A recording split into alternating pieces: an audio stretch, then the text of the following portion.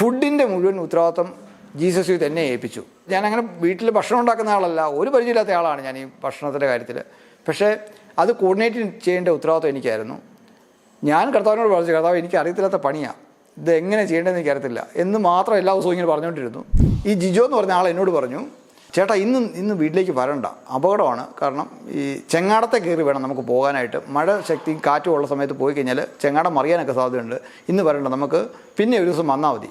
അപ്പം ഞാൻ അന്ന് അവിടുന്ന് തിരിച്ചു പോകുന്നാൽ പിന്നെ അങ്ങോട്ട് പോകാൻ പറ്റുമെന്ന് എനിക്ക് അറിഞ്ഞുകൂടാ. അപ്പം ഞാൻ ഈ പയ്യനോട് പറഞ്ഞു, ഇത് കർത്താവ് എന്നെ ഏൽപ്പിച്ചേക്കുന്ന പണിയാണ്, ഞാൻ ഇതും കൂടെ ചെയ്തിട്ടേ ഇവിടുന്ന് പോകത്തുള്ളൂ ജിജോ എന്ന് ഞാൻ പറഞ്ഞു. അപ്പോൾ എന്നാൽ നമുക്ക് പോകാൻ ചേട്ടാന്ന് പറഞ്ഞ് ഞങ്ങൾ രണ്ടുപേരും കൂടെ ഈ ചെങ്ങാടത്തെ കയറി വലിച്ച് ഞങ്ങൾ കമ്പുത്ത് ഊന്നിയാണ് പോകുന്നത്. ഊന്നി ഈ കായലിൽ കൂടെ യാത്ര ചെയ്ത് ഇവരെ വീട്ടിൽ ചെന്നു. വെളിച്ചമാകുന്നവർ.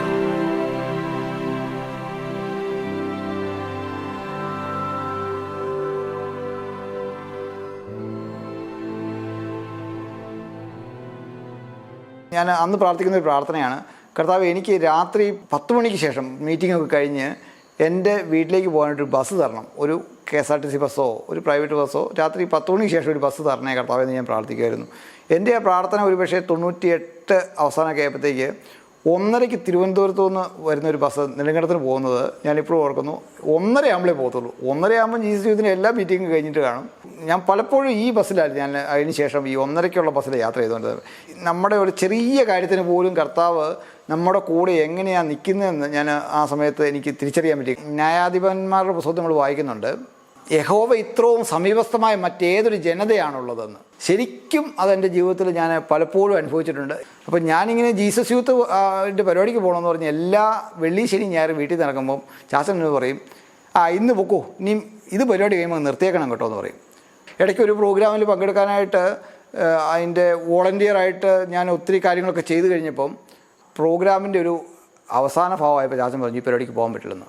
97 തൊട്ട് 2002 വരെ ഞാനിങ്ങനെ ചാച്ചൻ്റെ പെർമിഷൻ വാങ്ങിക്കും, പോകും.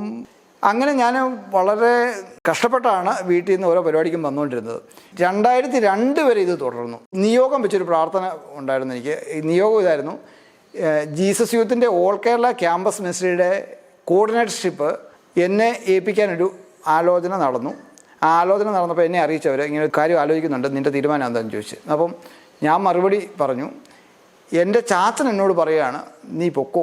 ചാച്ചൻ്റെ തീരുമാനം എസ്സാണ്, ഞാൻ എസ്സാന്നുള്ള ഒരു തീരുമാനത്തിലായിരുന്നു. ഞാൻ ഒരു കർത്താവിൻ്റെ മുമ്പിൽ പറഞ്ഞിരുന്നൊരു കാര്യം. ചാച്ചൻ്റെ അടുത്ത് ഇങ്ങനെ സംസാരിക്കുന്ന ചാച്ചനോട് പറഞ്ഞു, ഒരു കാര്യം ചെയ്തു, ഇനി നീ എല്ലാ വെള്ളി ശനി ഞായറും പൊക്കോ, എന്നോട് പെർമിഷൻ ഒന്നും ചോദിക്കണ്ട, നിനക്ക് പോകാം വരാം, ആവശ്യമുള്ള പൈസ വീട്ടിൽ നിന്ന് വാങ്ങിച്ചോണം, പോയി തിരിച്ചു വന്നോണം, തിങ്കളാഴ്ച രാവിലെ അല്ലെങ്കിൽ ഞായറാഴ്ച രാത്രി വീട്ടിൽ തിരിച്ചെത്തിയേക്കണം എന്ന് പറഞ്ഞ് ഒരു പെർമിഷൻ തന്നു.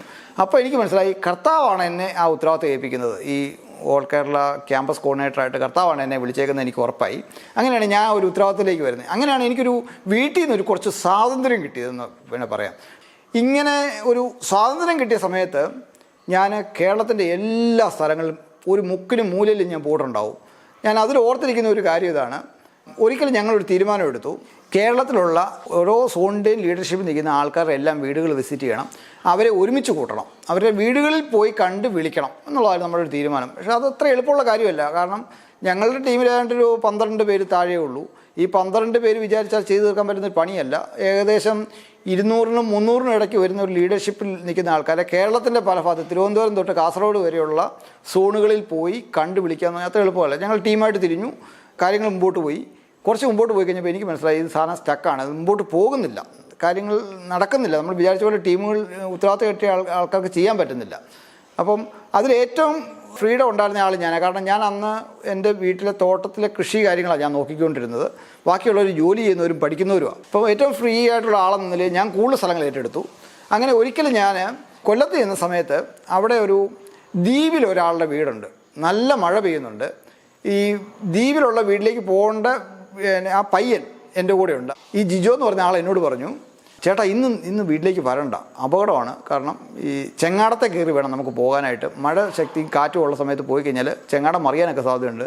ഇന്ന് വരണ്ട, നമുക്ക് പിന്നെ ഒരു ദിവസം വന്നാൽ മതി. അപ്പം ഞാൻ അന്ന് അവിടുന്ന് തിരിച്ചു പോകുന്നാൽ പിന്നെ അങ്ങോട്ട് പോകാൻ പറ്റുമെന്ന് എനിക്ക് അറിഞ്ഞുകൂടാ. അപ്പം ഞാൻ ഈ പയ്യനോട് പറഞ്ഞു, ഇത് കർത്താവ് എന്നെ ഏൽപ്പിച്ചേക്കുന്ന പണിയാണ്, ഞാൻ ഇതും കൂടെ ചെയ്തിട്ടേ ഇവിടുന്ന് പോകത്തുള്ളൂ ജിജോ എന്ന് ഞാൻ പറഞ്ഞു. അപ്പോൾ എന്നാൽ നമുക്ക് പോകാൻ ചേട്ടാന്ന് പറഞ്ഞ് ഞങ്ങൾ രണ്ടുപേരും കൂടെ ഈ ചെങ്ങാടത്തെ കയറി വലിച്ച് ഞങ്ങൾ കമ്പുത്ത് ഊന്നിയാണ് പോകുന്നത്. ഊന്നി ഈ കായലിൽ കൂടെ യാത്ര ചെയ്ത് ഇവൻ്റെ വീട്ടിൽ ചെന്നു. അവരുടെ വീട്ടിൽ ചെന്നപ്പോഴത്തേക്ക് വളരെ ചെറിയൊരു വീട്. ഞാനന്ന് ആ വീട് മിസ് ചെയ്തിരുന്നെങ്കിൽ എന്നെ സംബന്ധിച്ച് വലിയൊരു നഷ്ടമായിരുന്നു. കാരണം കർത്താവ് എത്രത്തോളം ആ ജിജോ എന്ന് പറയുന്ന പയ്യനെ സ്നേഹിക്കുന്നെന്നും കർത്താവ് അവൻ്റെ ആ സാഹചര്യത്തിൽ അവനെ എത്രമാത്രം അനുഗ്രഹിച്ചിരിക്കുന്നെന്നും അവൻ്റെ അമ്മ ഒക്കെ എത്ര ദൈവവിശ്വാസത്തോടെ ഇത്രയും ദരിദ്രമായ ജീവിത സാഹചര്യത്തിലും കർത്താവിലുള്ള ആശ്രയബോധം എത്ര വലുതാണെന്നൊക്കെ എനിക്ക് തിരിച്ചറിയാൻ പറ്റി. എത്ര പ്രതികൂല സാഹചര്യത്തിലും കർത്താവ് കൂടെ ഉണ്ടെങ്കിൽ നമുക്ക് ചെയ്യാൻ പറ്റാത്തതായിട്ട് ഒന്നുമില്ലെന്ന് തിരിച്ചറിഞ്ഞ ഒരു രാത്രിയായിരുന്നു അത്.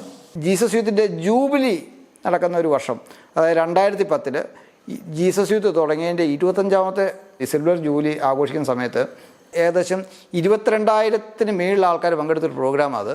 അന്ന് ഏകദേശം ഒരു 28ഓളം രാജ്യങ്ങളിൽ ജീസസ് യൂത്തിന് പ്രസൻസ് ഉണ്ട്. അങ്ങനെ പല രാജ്യങ്ങളിൽ നിന്നുള്ള യുവജനങ്ങളും ഏകദേശം 20 മേളിൽ ബിഷപ്പുമാരും കാർഡിനൽസും 400ഓളം അച്ഛന്മാരും 1000ഓളം സിസ്റ്റേഴ്സും ഒക്കെ പങ്കെടുത്ത ഒരു വലിയ പ്രോഗ്രാമിൻ്റെ ഫുഡിൻ്റെ മുഴുവൻ ഉത്തരവാദിത്വം ജീസസ് യൂത്ത് എന്നെ ഏൽപ്പിച്ചു. ഞാനങ്ങനെ വീട്ടിൽ ഭക്ഷണം ഉണ്ടാക്കുന്ന ആളല്ല, ഒരു പരിചയമില്ലാത്ത ആളാണ് ഞാൻ ഈ ഭക്ഷണത്തിൻ്റെ കാര്യത്തിൽ. പക്ഷേ അത് കോർഡിനേറ്റ് ചെയ്യേണ്ട ഉത്തരവാദിത്വം എനിക്കായിരുന്നു. ഞാൻ കർത്താവിനോട് പറഞ്ഞു, കർത്താവ് എനിക്ക് അറിയത്തില്ലാത്ത പണിയാണ്, ഇത് എങ്ങനെ ചെയ്യേണ്ടതെന്ന് എനിക്കറിയത്തില്ല എന്ന് മാത്രം എല്ലാ ദിവസവും ഇങ്ങനെ പറഞ്ഞുകൊണ്ടിരുന്നു. 3-4 കിച്ചൺ ഒരേ സമയം പ്രവർത്തിക്കുകയാണ്. നോർത്ത് ഇന്ത്യൻ ഫുഡ് ഉണ്ടാക്കുന്ന ഒരു സ്ഥലം, സൗത്ത് ഇന്ത്യൻ ഫുഡ് ഉണ്ടാക്കുന്ന മറ്റൊരു സ്ഥലം, ചായ ഉണ്ടാക്കാൻ വേറൊരു സ്ഥലം, പൊറോട്ട ചപ്പാത്തി അങ്ങനെ സാധനം ഉണ്ടാക്കാൻ വേറൊരു സ്ഥലം. അത് 24 hours പ്രവർത്തിക്കുകയാണ്. ഇതെല്ലാം ഓർഗനൈസ്ഡായിട്ട് ഈ പ്രോഗ്രാമിന് തീർന്ന ദിവസം കഴിഞ്ഞു. എല്ലാവരും സുഭിക്ഷമായിട്ട് ഭക്ഷണം കഴിച്ചു. എല്ലാവരും നല്ല അഭിപ്രായം പറഞ്ഞു, നല്ല ഭക്ഷണമായിരുന്നു പറഞ്ഞു. എന്നോട് ഒരു 2 സെൻറ്റൻസ് എഴുതണമെന്ന് പറഞ്ഞു ഇതിനെക്കുറിച്ച്. ഞാൻ പറഞ്ഞു, ഇത് കർത്താവ് എന്നെ ഏൽപ്പിച്ച പണിയായിരുന്നു, കർത്താവ് നടത്തി, കർത്താവ് അതിൻ്റെ ഏറ്റവും ബ്യൂട്ടിയിൽ ഏറ്റവും മനോഹരമായിട്ട് അത് ക്രമീകരിച്ചു, ഞാനൊന്നും ചെയ്യേണ്ട ആവശ്യം വന്നില്ല, കർത്താവാണ് നടത്തിയതെന്ന് പറഞ്ഞ് ഒരു 2 സെൻറ്റൻസ് ഞാൻ എഴുതി. വീണ്ടും കാത്തിരുന്നു, കുറച്ച് ദിവസം കാത്തിരുന്ന് നവംബർ അവസാനമായപ്പം വീണ്ടും അടുത്ത ഒരു തോട്ടത്തിൽ നിന്ന് വീണ്ടും ഇതുപോലെ തന്നെ കപ്പയെടുത്തു.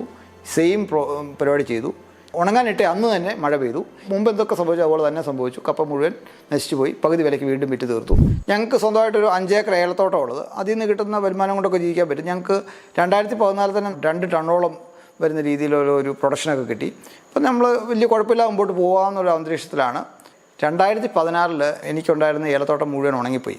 12 ടണ്ണ് ഈ ഡോളോമേറ്റുമായിട്ട് ഞാൻ ഹൈറേഞ്ച് വന്നു. ഒരു ഓർഡർ എടുത്തു, ആ ഒരു തോട്ടത്തിൽ സപ്ലൈ ചെയ്തു. അവിടുന്ന് തന്നെ എനിക്കൊരു 4-5 ലോഡിൻ്റെ കൊണ്ട് ഓർഡർ കിട്ടി. ഏകദേശം ഒരു 100 ടണ്ണോളം ആ തോട്ടത്തിൽ തന്നെ ഞാൻ വിറ്റു. ആ വർഷം മൊത്തം ഞാനൊരു 300 ടണ്ണ് വിറ്റു. ഇത്തരത്തിലൊരാളെ ഒരുപക്ഷെ നിങ്ങൾക്കും അറിയാം. നമ്മളിൽ ഒരാളായി നമ്മെപ്പോലെ ജീവിക്കുന്നവർ, എന്നാൽ നമ്മിൽ നിന്ന് വ്യത്യസ്തരായി ദൈവത്തെ തേടി കണ്ടെത്തിയവർ. അങ്ങനെ ഒരാളെ നിങ്ങൾക്കറിയാമെങ്കിൽ ഞങ്ങളെ അറിയിക്കുക. Phone number 9447978235. വെളിച്ചമാകുന്ന